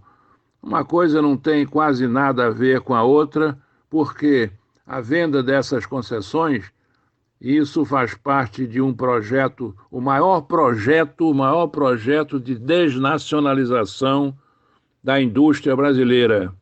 É o maior projeto de desnacionalização da indústria brasileira, vem sendo promovido pelas sucessivas gestões de Pedro Parente, de Ivan Monteiro e agora, mais recentemente, de Roberto Castelo Branco. Quem conhece a indústria do petróleo no Rio Grande do Norte sabe que municípios como Mossoró, municípios como Areia Branca, Guamaré, têm uma participação importantíssima da Petrobras nesses municípios. A rodovia do óleo, onde existem mais de 1.000 campos, mais de 1.000 poços produtores de petróleo, pagamentos de royalties. A atuação da Petrobras é uma atuação que se faz sempre com compromisso com o desenvolvimento da região. E essa saída da Petrobras absurda, o senhor Castelo Branco está querendo transformar a Petrobras, que é a maior empresa deste país, empresa de atuação nacional e até internacional, numa empresa regional, circunscrevendo as suas atividades exclusivamente aos estados do Rio de Janeiro e de São Paulo. É uma coisa que não tem pé nem cabeça, é um verdadeiro pesadelo, é impossível imaginar que isso possa estar acontecendo na Petrobras. Faz muito bem a governadora Fátima já foi senadora e agora é governadora, o senador Jean Paul Prates, que é o presidente da Frente Parlamentar Mista, deputados e senadores em defesa da Petrobras, estão se articulando no Rio Grande do Norte com a sociedade, com a comunidade, com a universidade, com os trabalhadores da Petrobras, com os trabalhadores de uma maneira geral, para enfrentar esta questão e tentar barrar essa saída com uma campanha que já se alastra também pelo Rio Grande do Sul, pela Bahia, por Minas Gerais. É uma campanha de fica a Petrobras no Rio Grande do Norte, fica a Petrobras na Bahia, fica a Petrobras no Paraná, fica a Petrobras no Rio Grande do Sul, enfim. É venda de refinarias, é venda de concessões, é saída dos biocombustíveis, é saída da petroquímica, é o processo de destruição, de desmonte da Petrobras, como você bem se referiu. Você vê o risco de que a empresa repita esse tipo de movimento em outros estados daquela região, Ricardo? A TAG, por exemplo, responsável pela rede de gasodutos no Norte e Nordeste, já foi vendida pela estatal no ano passado. Não tenho a menor dúvida, não é nem o risco, é a constatação do processo que já está em andamento. Não é? A TAG foi vendida, é uma rede de mais de 4.000 quilômetros de gasodutos, interligando praticamente o Rio de Janeiro e o Espírito Santo até Fortaleza, e também venderam, ainda dentro da TAG, nesses 4.000 quilômetros a que me referi, o sistema de escoamento de gás da região de Urucu, na Amazônia, que leva gás para Manaus, que leva gás para a termoelétrica e também para o consumo industrial na cidade, na capital amazonense. E além da TAG, também a NTS, que é uma rede de mais de 2.000 quilômetros de gasoduto, esta no sul-sudeste, sobretudo no sudeste, né, interligada a Bacia de Campos e justamente a rede de gasodutos para a distribuição de gás natural na região mais industrializada, na região mais rica do Brasil. Então, o ataque é um ataque em várias frentes, né? É venda de gasoduto, é arrendamento de fábricas e venda de fechamento de fábricas de fertilizantes, é o encerramento da atividade da fábrica de biocombustíveis em Quixadá, no Ceará, a venda de participação na indústria do álcool, na indústria de biocombustíveis, é o arrendamento de terminais de gás natural liquefeito, é privatização da BR, é um processo violento, irresponsável, indiscriminado, entreguista, isto é entreguismo, isto é entrega de patrimônio nacional a grupos estrangeiros. E o que é mais grave, entrega de patrimônio nacional a grupos estrangeiros numa indústria estratégica, numa indústria em que há conotação com a segurança energética e com a segurança militar do país.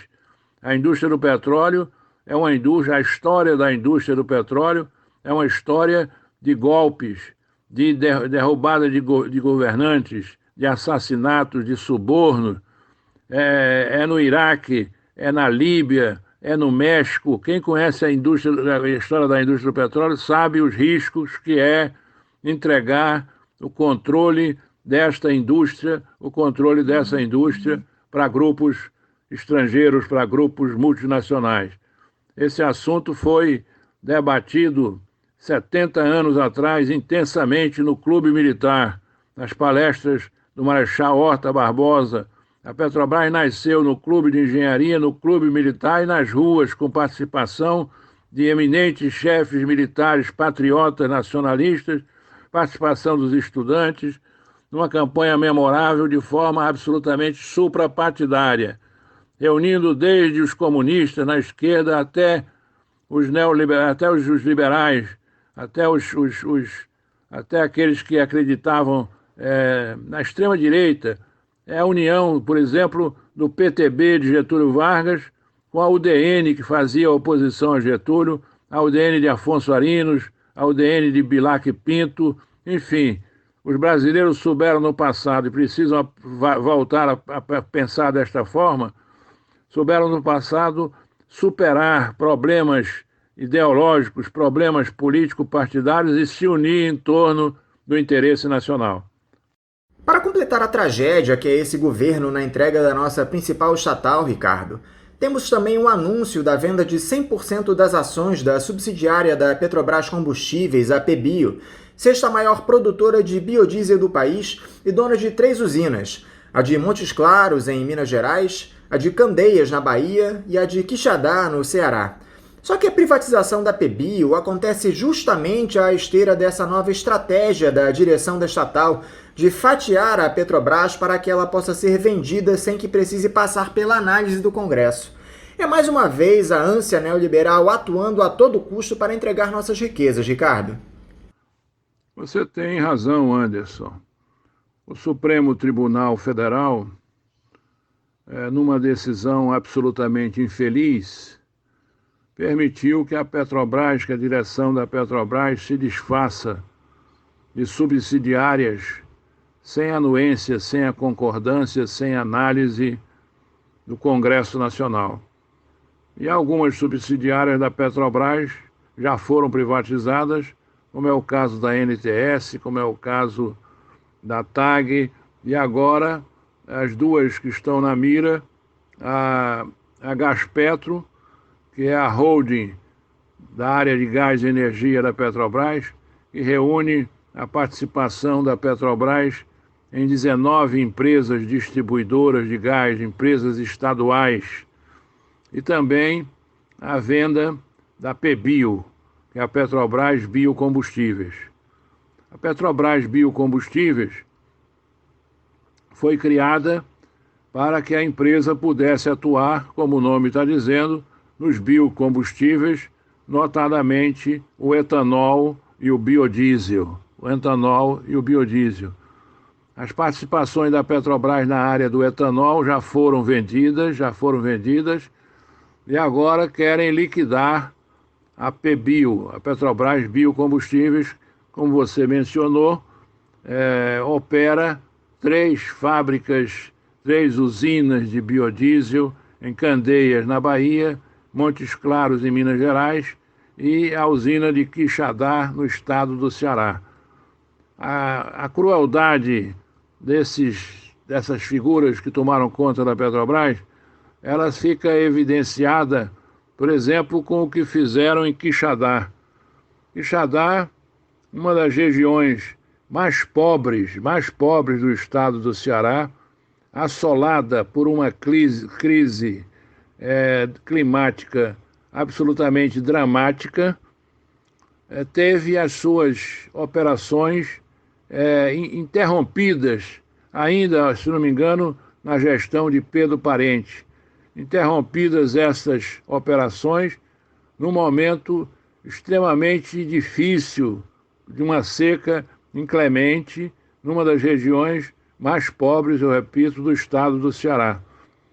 Essa usina operava com soja e também, em grande parte, com vísceras de peixes. Havia convênios, havia contratos com milhares de pescadores, havia contratos com milhares de pequenos agricultores. Os biocombustíveis no Brasil, sobretudo o biodiesel, ele é muito importante, é um programa de governo. Um programa de governo, e a Petrobras, como empresa estatal, é lamentável, é estranho e é absurdo que a Petrobras abandone um programa do próprio governo. E qual é o objetivo do programa de biocombustíveis, o Renova Bio? É aumentar a produção de biocombustíveis no momento em que a humanidade toma consciência da questão ecológica e procura combustíveis não fósseis, combustíveis com baixa emissão de carbono, e o biodiesel é um biocombustível importante porque ele é adicionado ao diesel mineral, ao diesel oriundo do petróleo. E o programa, que começou com 8% de adição do biodiesel, já tem uma programação para atingir 15% de biodiesel adicionado no diesel.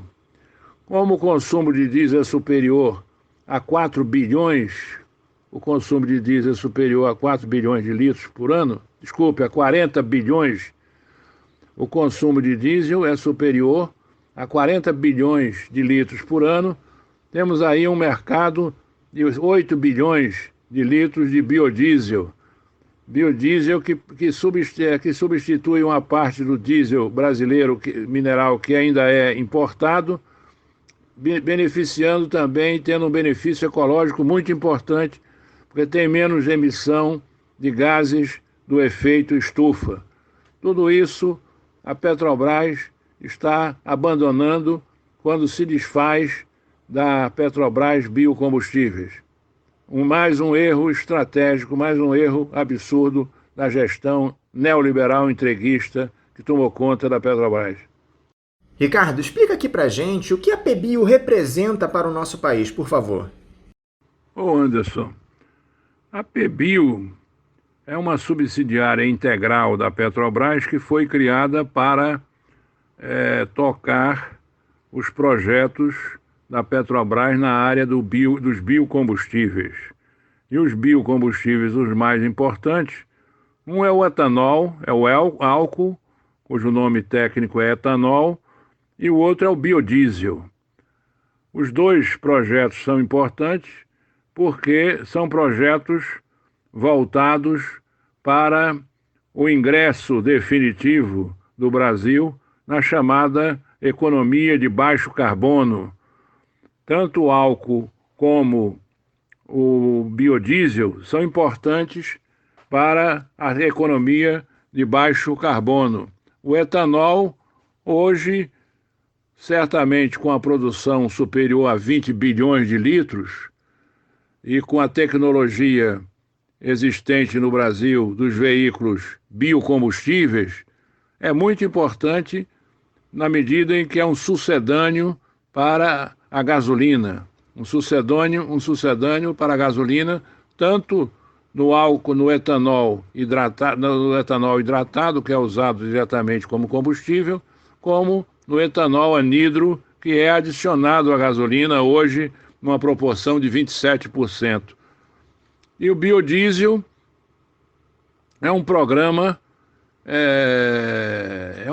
de governo, tanto o biodiesel como o etanol, através do RenovaBio, mas o biodiesel é um programa de governo cujo objetivo é a transformação de óleos vegetais e também de gordura animal no diesel não fóssil, no biodiesel, que é adicionado ao diesel mineral. Esse biodiesel tem uma programação de adição ao diesel, e começou, me parece, em 8%, e já tem uma programação para chegar em 15%. Como o consumo de diesel no Brasil é qualquer coisa superior a 40 bilhões de litros, é um mercado cativo, é um mercado garantido através de uma lei para pelo menos uns 7, 8 bilhões de litros de biodiesel. E a Petrobras Biocombustíveis, a PBio, foi criada para essas iniciativas. Lamentavelmente, se desfez de algumas associações na área do etanol e fechou num momento doloroso, num momento de seca inclemente no estado do Ceará, fechou e hibernou a usina de Quixadá e agora tem um projeto de vender a totalidade da Petrobras Biocombustíveis. Isso é um absurdo. Ou seja, a Petrobras abandonou definitivamente, pelo menos nessa gestão entreguista e neoliberal, participação em formas limpas, alternativas de energia limpa. A Petrobras não faz nada em termos de energia solar, não faz nada em termos de energia eólica, não faz nada em termos de energia nuclear. O futuro da Petrobras é se transformar numa empresa de energia, não só petróleo, mas também essas outras formas de energia, como de resto fazem todas as outras empresas petrolíferas. Por exemplo, a Equinor, que é a sucessora da Statoil, uma empresa de petróleo de origem norueguesa, ela acabou de obter uma licença do IBAMA para implantar um projeto de geração de energia eólica no offshore, no mar, no continente. Agora, essa ideia da gestão do Castelo Branco de transformar a Petrobras em uma empresa de exploração exclusiva do pré-sal é uma tragédia completa, você não acha?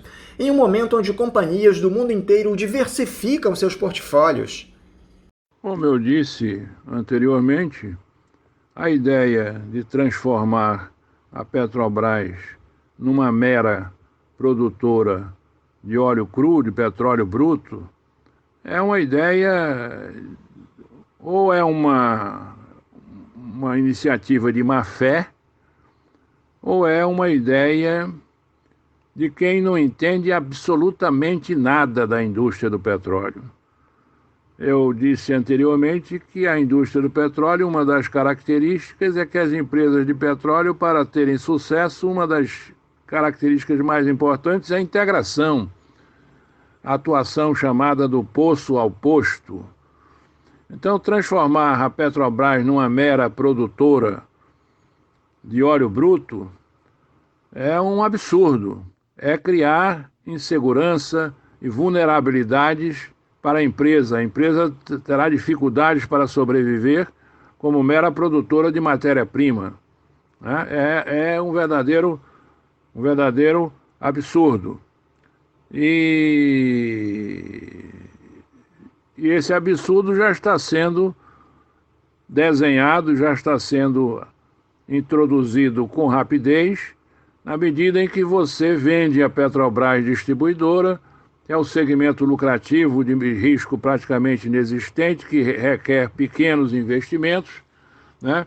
E também amputando os braços da Petrobras na área de logística, na área de transporte de gás, vendendo os gasodutos, enfim.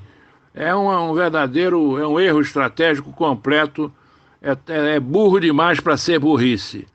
Eu prefiro ficar com a hipótese de que existe má fé, existe um processo de privatização da Petrobras na base do fatiamento, da venda aos poucos, do desmonte acelerado das instalações da companhia.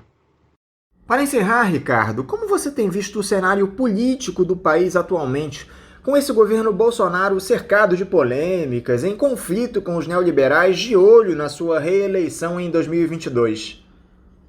Eu vejo, me parece como a grande maioria do povo brasileiro, daqueles que têm um pouco de consciência, vejo com muita apreensão e vejo com muita tristeza a marcha dos acontecimentos.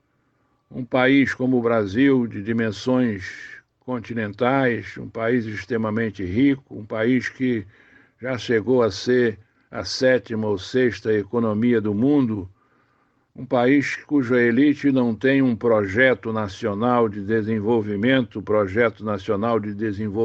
com soberania, né?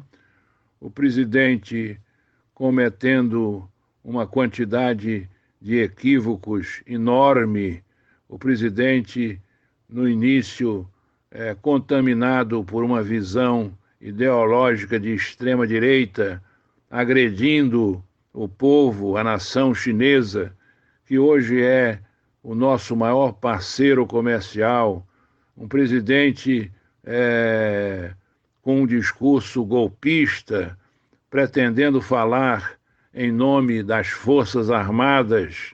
As Forças Armadas brasileiras, tenho esperança, têm uma tradição democrática. Houve desvios no passado e equívocos no passado, mas tem uma tradição democrática. Chefes militares como o Marechal Henrique Teixeira Lott, que impediu um golpe, que procurava impedir a posse de Juscelino Kubitschek, eleito democraticamente, o general Geisel, que embora tenha sido um presidente no regime militar instaurado no país em 1964, tinha a visão de um soldado de caráter nacionalista. Foi presidente da Petrobras, lançou bases como Getúlio Vargas tinha uma visão, o general Geisel tinha uma visão de Estado Nacional, uma visão de projeto nacional de desenvolvimento com soberania. Quando o coronel do Conselho Nacional do Petróleo deu um parecer para que a Petrobras construísse uma fábrica de borracha sintética em Duque de Caxias, não permitiu que esta fábrica fosse entregue a uma multinacional da borracha, a Goodyear. O general Geisel lançou as bases da construção de empresas em áreas onde o país era e volta, infelizmente, a ser dependente, como na área de fertilizantes, como na área de insumos básicos. Enfim, eu vejo com muita preocupação essa tentativa do presidente de falar em nome das Forças Armadas numa proposta golpista. Eu vejo com preocupação a colocação no Ministério das Relações Exteriores de um chanceler contaminado também por uma visão estreita, de extrema-direita, né? Eu vejo também a preocupação do presidente em manifestações de caráter religioso num país que é um país laico e onde nós achamos que é fundamental a convivência pacífica, sem hostilidade, sem rivalidade de todas as religiões. Enfim, eu vejo denúncias de corrupção, eu vejo com muita tristeza o quadro político brasileiro, mas tenho também muita esperança de que este quadro político, essa situação agora do Rio de Janeiro, esse quadro político vai ser superado, e o Brasil vai encontrar o seu destino de grande nação, nação soberana, nação independente, nação que sabe respeitar a pluralidade racial, nação de espírito democrático. O Brasil é grande demais e não nasceu para ter um futuro marcado pela mediocridade. O Brasil nasceu para ter um futuro de grande nação, para liderar, para dar um exemplo ao mundo, um exemplo de tolerância, um exemplo de trabalho, um exemplo um exemplo de generosidade. Mas para isso é preciso um trabalho difícil, um trabalho duro para preservar as nossas riquezas, os nossos valores. Ricardo Maranhão, novamente muito obrigado por esse diálogo conosco aqui no Faixa Livre. Eu queria te desejar um ótimo dia e um forte abraço. Eu queria finalizar deixando aqui um grande abraço para vocês, para toda a equipe do Faixa Livre, e um abraço especial para os nossos ouvintes neste programa que foi, é e continuará sendo por muitos anos uma trincheira democrática da luta por nossa soberania. Conversamos aqui com um engenheiro aposentado da Petrobras, ex-deputado federal e diretor da Associação de Engenheiros da Petrobras, a AEPET, Ricardo Maranhão. E vamos encerrando a edição de hoje do Faixa Livre, convidando vocês para amanhã, a partir das 8 da manhã, estarem novamente aqui conosco na Rádio Bandeirantes 1360 AM para mais uma edição do Faixa Livre. Um abraço a todos vocês e até amanhã!